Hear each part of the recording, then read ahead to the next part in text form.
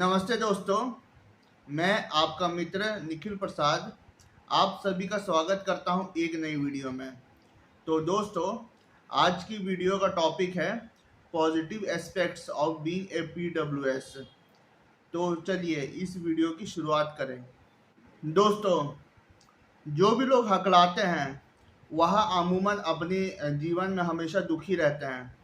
वह हमेशा यह सोच सोच के परेशान रहते हैं कि भगवान ने उसे ही हकलाने की समस्या क्यों दी है, जबकि उनके अन्य साथी, उनके अन्य मित्र जो उनके ही उम्र के हैं, वह आसानी से कॉन्फिडेंटली कुछ भी बोल पा रहे हैं, जबकि वह अपने नाम तक में अटक के रह जा रहा है। तो जो भी लोग हकलाते हैं तो वह काफ़ी अंदर से आत्महीन महसूस करते हैं और उनकी यह शिकायत हमेशा भगवान से लगी रहती है कि भगवान ने उन्हें हकलाने की समस्या क्यों दी है, जबकि बाकी लोग आसानी से कुछ भी बोल पाते हैं। तो यह सब सोच सोच के एक हकलाने वाला व्यक्ति हमेशा अपने जीवन में दुखी रहता है और कभी भी शांति से सुकून से नहीं रह पाता है। हकलाने वाला बस अपनी कमजोरी देखता है, पर वह अपने अंदर के पॉजिटिव एस्पेक्ट्स को नहीं देख पाता है। वह अपने अंदर की बसी हुई खूबियों को नहीं देख पाता और हमेशा अपनी कमजोरी को ही देखता है। उसका ध्यान बस इसी चीज पर अटक के रहता है कि वह ठीक से नहीं बोल पाता है और वह हकलाता है, जबकि उसके अंदर बहुत सारी ऐसी खूबियां हैं, ऐसे ऐसे पॉजिटिव एस्पेक्ट्स हैं जो बाकी लोगों के अंदर मुश्किल से ही मिलते हैं। तो दोस्तों, आज की इस वीडियो में मैं आप सबको बताऊंगा कि एक हकलाने वाला बाकी लोगों से कैसे अलग है और उसके अंदर क्या क्या पॉजिटिव एस्पेक्ट्स हैं। तो उसके अंदर जो पहला पॉजिटिव एस्पेक्ट है वह यह है कि वह ज़्यादा सिंपैथेटिक है बाकी लोगों के कंपैरिजन में। एक हकलाने वाले के अंदर सिंपैथी बहुत ज़्यादा होती है, क्योंकि वह खुद भी एक मुश्किल से जूझ रहा होता है।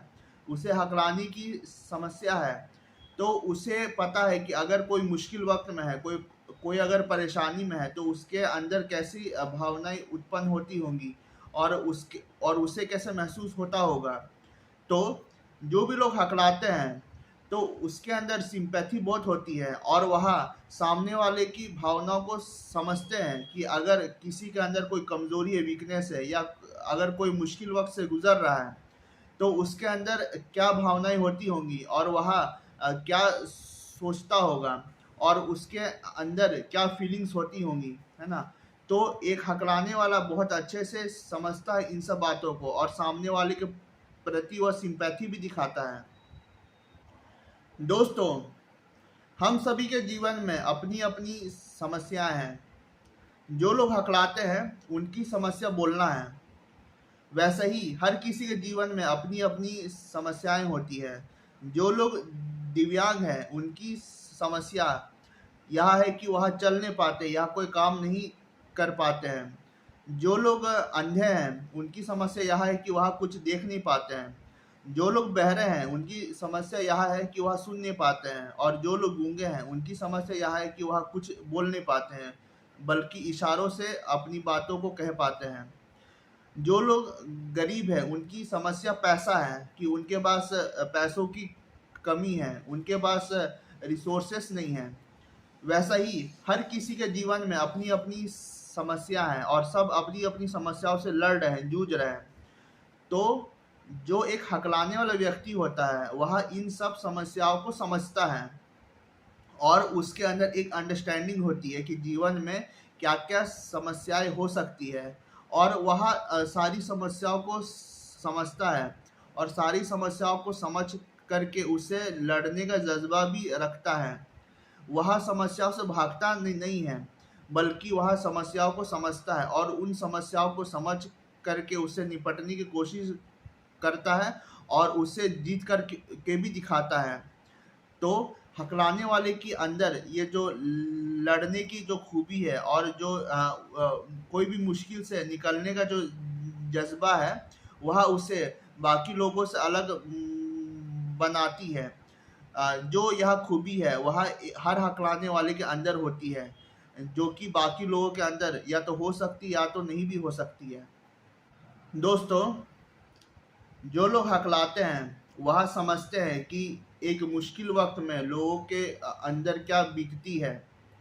तो अगर वह देखते हैं कि अगर कोई मुश्किल वक्त से जूझ रहा है और उसे मदद की ज़रूरत है, और अगर किसी हकलाने वाले से मदद मांगी जाए तो हकलाने वाला कभी भी मदद के लिए ना नहीं बोलता है। अगर हो सके तो वह मदद के लिए ज़रूर आगे बढ़ता है और सामने वाले की मदद करता है। तो यह यह एक ऐसी खूबी है जो कि हर हकलाने वाले के अंदर मौजूद है। वह जब देखता है कि सामने वाले को मदद की ज़रूरत है तो वो पीछे नहीं हटता है, ना वो भागता है, बल्कि बल्कि वह आगे बढ़ करके वह मदद करने की कोशिश करता है। जबकि यह खूबी बाकी लोगों के अंदर नहीं होती है। हो सकता है कि अगर कोई मदद मांगे तो बाकी लोग ना बोल दें या छोड़ के निकल जाएं, पर एक हकलाने वाला समझता है कि अगर कोई मदद मांग रहा है, कोई मदद के लिए गुहार लगा रहा है, तो हमारी जिम्मेदारी बनती है कि हम लोग जाके मदद करें, और हम लोग मदद के लिए ना नहीं बोल सकते हैं, क्योंकि वह समझता है कि अगर कोई मुश्किल में फंसा हुआ है तो उस पर क्या बीत रही होगी और उसे मदद की सख्त आवश्यकता है। दोस्तों, जो लोग हकलाते हैं, तो यहाँ मेरा एक पर्सनल ऑब्जर्वेशन रहा है कि वह लाइफ में बहुत ज़्यादा हार्ड वर्किंग होते हैं। यहाँ मैं इसलिए नहीं कह रहा हूँ कि मैं खुद एक हकलाने वाला हूँ, नहीं, ऐसा बिल्कुल नहीं है। बल्कि मैंने बहुत सारे ऐसे मित्रों से बात किया है और बहुत सारे ऐसे मित्रों से मैंने पर्सनली मिला है। तो उन सब से बात करके और मिल करके मैंने यहाँ उनके अंदर ऑब्जर्व किया है कि एक हकलाने वाला बहुत ज़्यादा मेहनती हार्ड वर्किंग होता है। वह हार्डवर्क करने से पीछे कभी नहीं हटता है, बल्कि वह हार्डवर्क में बहुत आगे होता है।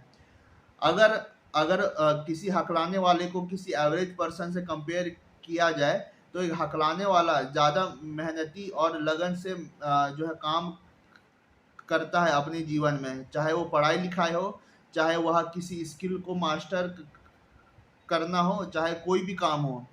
तो एक हकलाने वाला व्यक्ति को मैंने देखा है कि वह एक ज़्यादा मेहनती आदमी होता है बाकी लोगों के कंपैरिजन में।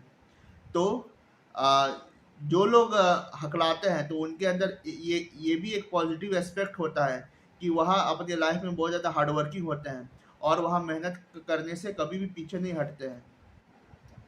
दोस्तों, जो भी लोग हकलाते हैं, तो यह मेरा मानना है कि वह अपने लाइफ में बहुत ज़्यादा फोकस्ड होते हैं, जबकि एक नॉर्मल स्पीकर अपने लाइफ में उतना फोकस्ड नहीं हो पाता है जितना कि एक हकलाने वाला व्यक्ति होता है। क्योंकि एक नॉर्मल इंसान बहुत सारे लोगों से बात करता है और उसके जो थॉट्स है, उसके जो फीलिंग्स है, वो बहुत सारे लोगों के बातचीत से इफ़ेक्ट होते हैं।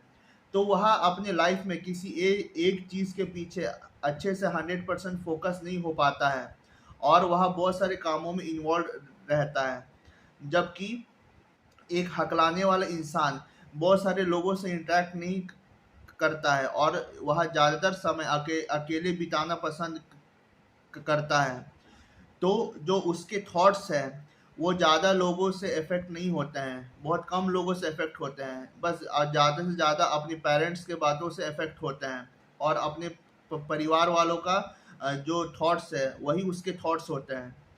तो एक हकलाने वाला व्यक्ति ज़्यादा फोकस्ड होता है अपने गोल के प्रति, जबकि एक नॉर्मल स्पीकर बहुत सारे कामों के पीछे वो फोकस करता है, चाहे वो स्पोर्ट्स एक्टिविटी हो, म्यूज़िक, सिंगिंग, डांसिंग हो, कोई स्टडी हो या कोई भी चीज़ हो, वह बहुत सारे चीज़ के पीछे फोकस करता है और किसी एक चीज़ के पीछे फोकस रह के वह काम नहीं कर पाता है। जबकि एक हकलाने वाला व्यक्ति जो है उसका फोकस बस एक डायरेक्शन में होता है, उसके दिमाग में एक गोल सेट होता है कि उसे अपने लाइफ में किस पोजीशन में पहुंचना है।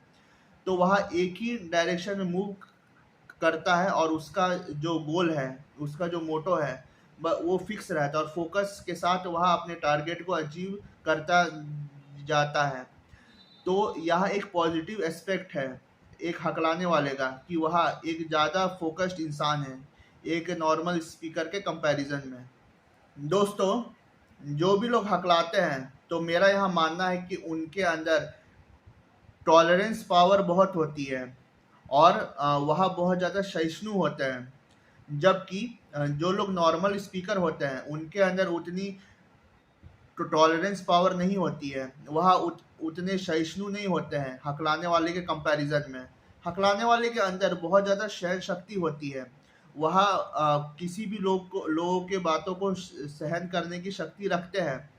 अगर कोई आदमी हकलाने वाले को कोई कुछ कहते हैं तो हो सकता है कि वह सहन करके रह जाए, जबकि अगर वही बात किसी नॉर्मल आदमी को बोली जाए तो हो सकता है कि वो गुस्से से लाल पीला हो जाए और वह गुस्से के मारे कुछ ना कुछ बोल दे। तो मेरा यहाँ देखना है कि जो लोग हकलाते हैं तो वह अमूमन बहुत ज़्यादा सहिष्णु होते हैं, उनके अंदर सहन शक्ति बहुत होती है, क्योंकि हमेशा से ही वह इस चीज़ को लेकर के सुनते आए हैं लोगों से, है ना। चाहे वह अपने परिवार वाले हैं, चाहे अपने दोस्त हैं, चाहे अपने रिश्तेदार हैं, चाहे अपने अन्य पहचान के लोग हैं, तो हमेशा उन लोगों से वह सुनते आए हैं अपने हकलाने को ले करके कि वह हकलाते हैं, वह ठीक से बोल नहीं पाते हैं और वह अपने हकलाने को लेकर के कोई इनिशिएटिव अब तक नहीं ले पाए हैं। तो इस चीज़ को लेकर के वह काफ़ी सुन चुके हैं अपने लोगों से, अपने पहचान के लोगों से, दोस्तों से, रिश्तेदारों से, परिवार वालों से। तो उसकी एक सहन शक्ति पहले से विकसित हो चुकी है, जबकि वह सहन शक्ति एक नॉर्मल इंसान के अंदर बिल्कुल नहीं होती है।